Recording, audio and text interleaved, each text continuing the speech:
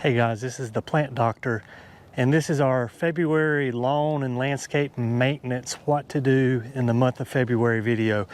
If you watch the channel here, you know we do these about once a month. I group December and January together, but February through like November, I do one for each month. This year's a little bit different for February because we had that flash freeze in December. And so what I want to do is walk you through what I'm doing in my yard in hopes that it helps you have a better landscape. So the first thing I want to talk about is turf. February is the time to be putting down some pre-emergents.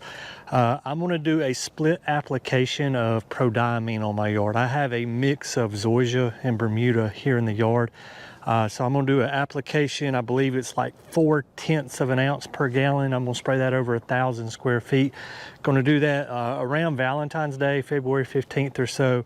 And then I will do that again as we get deeper into the spring. 6 or 8 weeks later, when we get into April, I'll do a second round. And that gives me some pretty good coverage from February going way into like July for when most of our weeds are going to be germinating.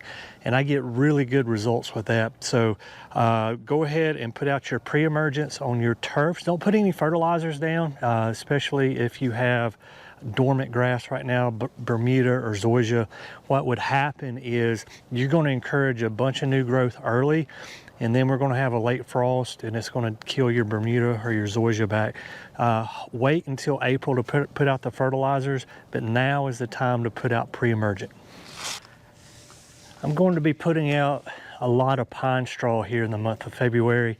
This is a great weed barrier, also helps with moisture retention of the soil layer. I put out some pine straw in October, November time frame, and it's grayed up a little bit. And all this is going to do is just freshen it up, give it a nice red coat, give me some weed suppression, give me some moisture retention, and just really make my life easier in July and August when it's 95 degrees and 100% humidity. I'm not out here constantly having to pull weeds, or if it gets really bad, spray weeds. If you can do work now, it'll save you work in July and August when it's really hot. To me, this is like if you've heard the old saying, an ounce of prevention is worth a pound of cure. This is my ounce of prevention. I'm gonna put this out over the ground in my beds. It's really going to help with weed suppression, moisture retention. Later on, when it's 95 degrees, I'm not going to have to be out here pulling weeds. So if you haven't put down a mulch, make sure you put that down. I use pine straw. You could use shredded pine bark. The thing about pine bark, it tends to float. My backyard does have a slight slope on it. I could probably get away with it in the front yard, but if we get a really heavy rain, it would leave the beds and be in the turf, and I'd be out there cleaning it up. So I like to use the pine straw because it'll bind together, unlike the pine bark. The pine straw we just saw, I got it from our friends at Pack Nursery in Boaz, Alabama, and they had a ton of trees, B&B, balled and burlap trees out front. A lot of them were fruit trees. You're gonna see, if you go to your retail garden centers right now, they're probably gonna have lots of fruiting trees, apples and pears and you name it. In my area, it's a good time to plant most of those without exception. Here again, 8A, 7B. But if you want to go ahead and purchase fruit trees, go ahead and do it because they're available right now. But what I would encourage you to do if you're watching this and you're not in that 8A, 7B range, just Google your range. Say you live in zone 5. Google the best time to plant apple trees in zone 5 and look at the dates on those and plant them then. But if you wanted to go ahead and purchase some, now's the time to get those fruit trees. If you're using organic fertilizers for your shrubs, put it in the ground now. Without getting into biochemistry too much, the organic fertilizers, they're going to be broken down by bacteria in the soil, so it's going to give your plants the nitrogen, the phosphorus, the potassium that they need to survive, and that process takes a little while. It's not immediate. Here in my yard, I use traditional fertilizers. I'll use a 90-day slow-release Preel. I'm not putting those out in February because the release of the nutrients is immediate and it's over 90 days. I don't want to push growth on my plants right now here in February because we're still going to have freezes in March and April. I know it's February and I'm out here in shorts and a short sleeve shirt and it feels great. But I know that we're going to have some nights in the 20s in March or February or early April. If you're using the synthetic fertilizers, hold off until you see active buds on your plants. So you're seeing the buds swell and the leaves come out, then add your fertilizers if you're using the synthetic fertilizers. Another thing that I'm going to be doing in my yard is edging my beds as I put out my pine straw. I'll go in and edge them real good just to get a nice, clean, crisp line. Bermuda tends to run. It grows runners and it'll get up in the bed. So what I'll do is I'll edge that out. I'm going to try to do a video on how to edge beds. That's something that's in the works. Hope if I get it done before I post this video or after, I'll put a link up here for it and you can check that out. But now's a really good time to edge your beds. If you're wanting to transplant plants, say for example these hydrangeas that are behind me here, I'm not going to transplant them, but if I wanted to transplant them, now's the time to do it.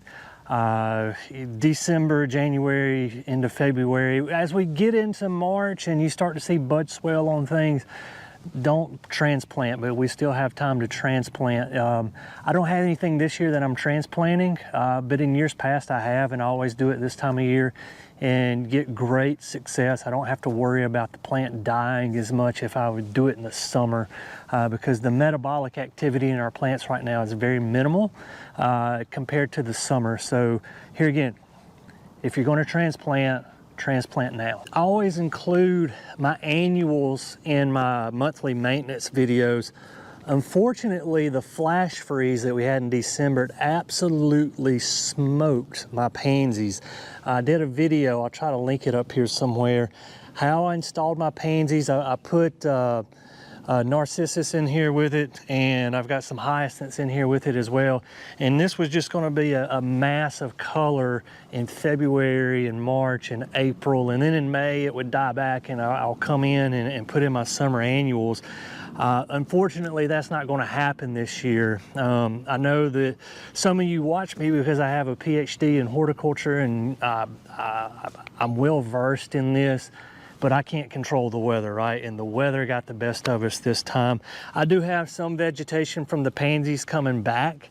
I may get flowers. I'm really not counting on it. I'm just going to wait on my bulbs to come up, and that'll be my color here for the next 4 or 6 weeks. And once those die back, I'll come in, we'll put in our summer annuals, and that is really when this area is a show place, is once the summer gets here.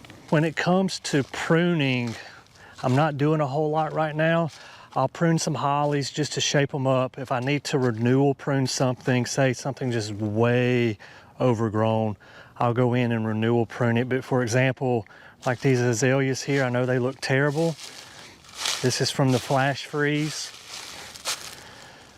But what I'm going to do is just leave them until after I think they should bloom, and then I'll come in and prune them. And I would encourage you to do the same thing. Do very little pruning right now. Same thing with these Akuba here. These Akuba, they got smoked as well. So I'm going to wait, see what new growth comes out, and then come back out and prune. If you're wanting to get a head start on your garden, now's the time to do your seed prep. So this is a Jiffy Dome. There's 72 cells in here. Comes with plastic that goes over the top. I have a couple videos of seed starting. I'm gonna do some more. I'm doing some seed starting this year. If you wanted to get a head start on your seedlings and have this in a south-facing window, now's the time to start that as well. We're about 60 days out from our last frost here where I'm at. The average is somewhere between April the 1st and April the 15th. And so I'm gonna go ahead and get some things started. This one looks pretty trashy, but I've used it for 5 or 6 years now. I try to reuse my plastics as much as I can, and this one's probably on its last leg, so I'll probably put this one in the recycle bin. But that's just one way that I try to reduce my impact of what I'm doing here, is reuse my plastics, my 1 gallon pots, my 6-packs, my growing domes as much as I can. Guys, as always, thank you for watching The Plant Doctor. I hope this video helps you with what you're doing in your yard going into spring. And until next time, happy gardening.